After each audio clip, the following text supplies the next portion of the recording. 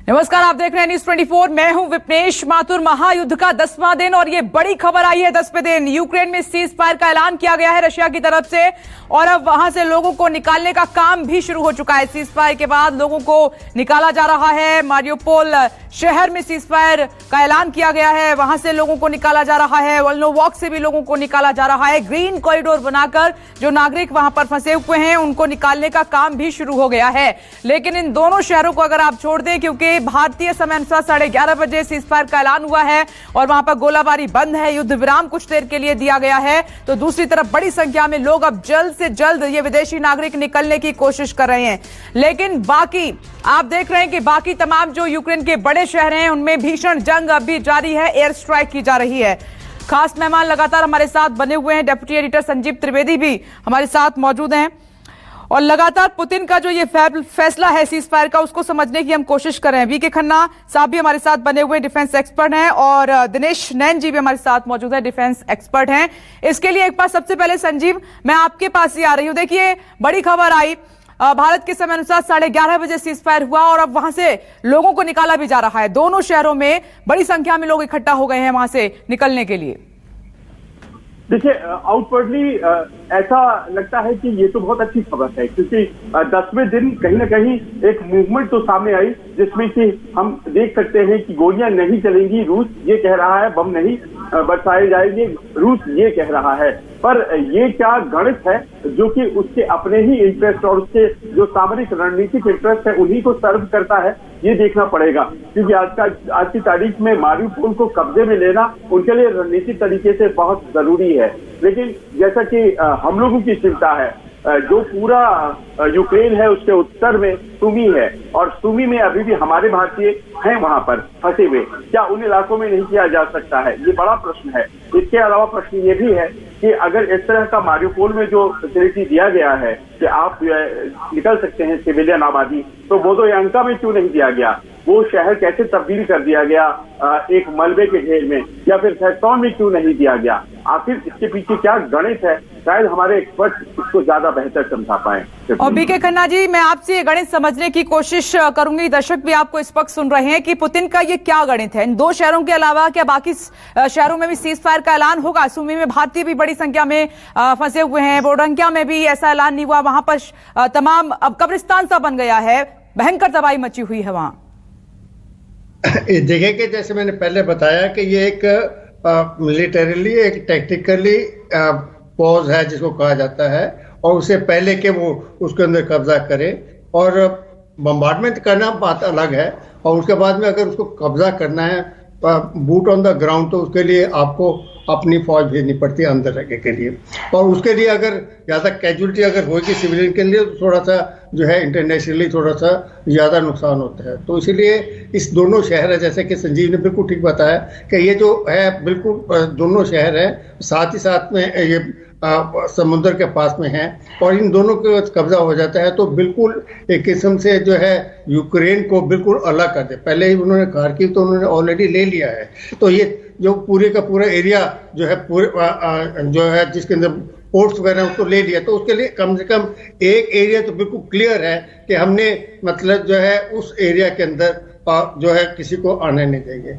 दूसरा जो कॉरिडोर जो बन रहा है उसके अंदर के लिए ऊपर रशिया से लेकर नीचे तक आने के लिए वो पूरा एक किस्म से कॉरिडोर है। कल को अगर कहीं अगर आइंदा अगर नहीं बढ़ सकते तो कम से कम ये एरिया क्रीमिया का एरिया है, ऊपर नॉर्थ वाले ईस्टर्न वाले दोनों एरिया है, उस एरिया के अंदर तो बल्कि जो है रशियन का जो है पूरे का पूरा दबाव रहेगा। तो कहने का मतलब ओवरऑल उनके अंदर जिसको बोला जाता है कंसोलिडेशन कर रहे हैं, और कंसोलिडेशन इनिशियली उस एरिया के अंदर कर रहे हैं। इसमें तो है ये साउथ के अंदर जब भी हो जाएगा तो साउथ और ईस्ट के अंदर कंसोलिडेशन हो जाएगा। बाकी एरिया के अंदर इसीलिए नहीं कर रहे हैं कि वहां पर जो है ये चीज, ये तो फिर कंपैरेटिवली थोड़ा छोटे शहर है, वहां पर तो जैसे खार्किव जो है वहां पर नहीं किया है। अगर इतना ही बात है, जैसे संजीव ने बिल्कुल ठीक कहा, अगर चाहते तो वहां पर सुमी में क्यों नहीं किया? इंडिया ने कितनी तरफ से रिक्वेस्ट कर रहे हैं कि मतलब जो है हमारे आने के लिए सुमी एरिया के अंदर नहीं किया रखने के लिए। और ये इसी बात को हम समझने की सर कोशिश भी करें। दिनेश नैन जी, मैं अब आपके पास आती हूँ। पुतिन की जो टैक्टिक है क्या आप समझ पा रहे हैं?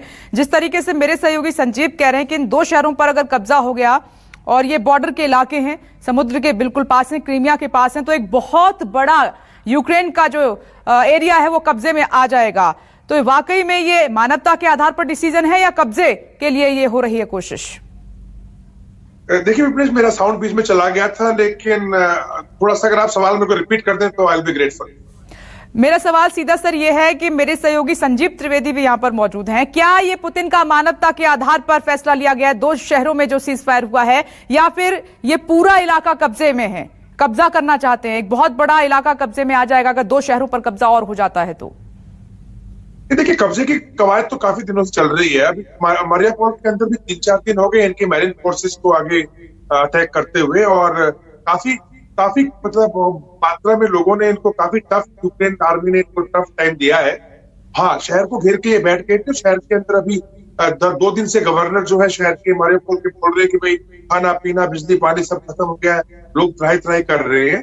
एक कारण ये भी हो सकता है। दूसरा, तो ईस्ट का पोर्शन है जहां पे मैंने बताया कि डोनबास के अंदर से जो दूसरे शहर को जो है वांडोवा को किया गया है, उसके अंदर भी काफी मात्रा में लोग जो है पलायन कर रहे हैं और काफी दूसरे तरीके से वहां लड़ाई चालू हो गई है।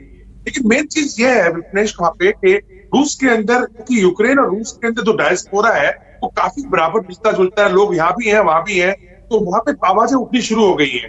कल से ही जो है रूस के अंदर देखिए मार्शल लॉ लग गया 4 तारीख को, पुतिन ने लगाया। उसके बाद में पूरी जो प्रेस है वहां की या फिर सोशल मीडिया है उसके अंदर अगर दूसरी आर्मी के खिलाफ में कुछ कर रहा है तो 15 साल की जो सजा का जो है प्रावधान कर दिया है।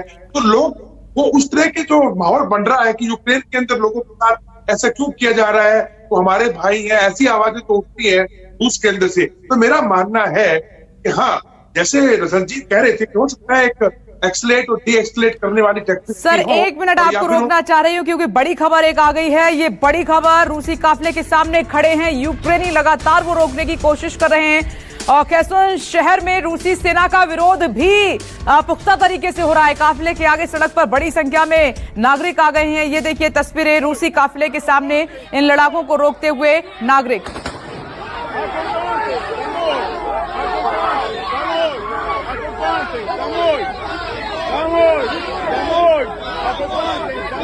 ना खड़े, सड़क पर भी लेट गए हैं रोकने के लिए। कीव के पास आप देख रहे हैं कि रूसी स्ट्राइक हुई है। रूसी हमले में एक बच्चे समेत 6 लोगों की मौत की खबर है। यह स्ट्राइक भी लगातार जारी है। रूस ने हमले अन्य शहरों में तेज कर दिए हैं और इधर मरकलेवका में रूसी स्ट्राइक की गई है। कीव के इस शहर में इस स्ट्राइक की वजह से 6 लोगों की मौत हो जाती है, इसमें एक बच्चा भी शामिल है। ये देखिए उसके बाद जो एयर स्ट्राइक हुई है उसकी तस्वीर हम आपको दिखा रहे हैं कि सब कुछ वहां पर तबाह हो गया है। बर्बादी के निशान जमीन पर आपको नजर आ रहे हैं। एक बच्चे समेत 6 लोगों की मौत इसी हमले में हुई है। इसमें एक छात्रा भी बताई जा रही है। और इस बीच एक और बड़ी खबर का जल्दी से रुख कर लेते हैं। 10वें दिन जंग के बीच ये बड़ी खबरें। सुमी शहर पर कब्जे के लिए लड़ाई रशिया ने काफी तेज कर दी है और यहां पर बड़ी संख्या में संजीव बता रहे हैं कि भारतीय भी फंसे हुए हैं। सड़कों पर संघर्ष लगातार जारी है। रूस के नागरिकों को घर पर रहने की सलाह दी जा रही है कि आप घर पर रहिए क्योंकि बड़ा अटैक होने जा रहा है रशिया की तरफ से। सुमी शहर से ये बड़ी खबर आई है। कब्जे की कोशिश में रशिया और काफी नजदीक भी पहुंच चुका है, इसीलिए सायरन भी वहां पर बजाए जा रहे हैं कि लोगों से अपील ये हो रही है कि रशिया लगातार हमले कर रहा है, आप घर में रहें, सुरक्षित रहें, बाहर ना निकलें। अब एक बड़ी ये खबर कि हॉस्टोमेल पर यूक्रेन ने फिर से कब्जे का दावा किया है। ये बड़ी खबर, हॉस्टोमेल की लड़ाई में 50 रूसी सैनिकों को मारा है। एक और बड़ी जानकारी न्यूज़ 24 आपके साथ साझा कर रहा है। हॉस्टोमेल पर यूक्रेन ने फिर से कब्जे का दावा किया है। संजीव, ये जो खबरें आ रही हैं हमले तेज होने की इन शहरों में, इनको कैसे देखा जाए? दूसरी तरफ लोग निकल रहे हैं तो इधर हमले काफी तेज हो गए हैं, लोगों की जान भी जा रही है। देखिए विपरीत, शुरुआती 3 दिन जो थे उसमें जबरदस्त मोमेंटम रशियन आर्मी के पास था, वो तेजी से घुस रहे थे। और उसके बाद क्या हुआ कि अचानक इस अटैक की वजह से वहां के लोग सख्ते में आ गए।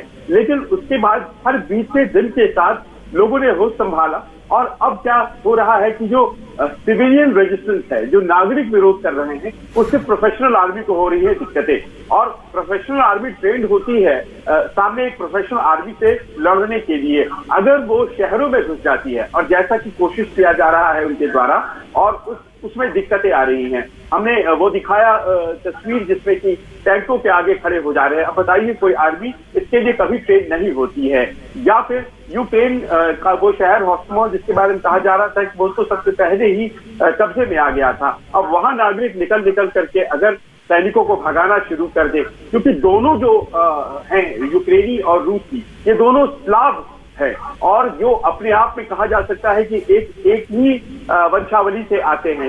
ये स्लाव वंशावली के लोग हैं और ये एक दूसरे की भावनाओं को बहुत बेहतर समझते हैं और बहुत सी ऐसी तस्वीरें हमने देखी हैं। पेनफुल तस्वीरें लेकिन संजीव इस बीच सामने निकल कर आ रही हैं। अभी के लिए संजीव आपका बहुत बहुत शुक्रिया। ब्रिगेडियर खन्ना और कर्नल दिनेश नैन जी, आपका भी बहुत बहुत शुक्रिया चर्चा में शामिल होने के लिए। लेकिन न्यूज़ 24 की बड़ी coverage, non stop coverage war पर लगातार जारी है। एक छोटा सा ब्रेक। नमस्कार, मैं हूं मानक गुप्ता। अगर आपको हमारा ये वीडियो पसंद आया हो तो इसे लाइक और शेयर जरूर करें और हां, हमें सब्सक्राइब और फॉलो करना ना भूलें ताकि आप देश और दुनिया की कोई खबर मिस ना करें। तो जुड़े रहिए हमारे साथ और देखते रहिए न्यूज़ 24।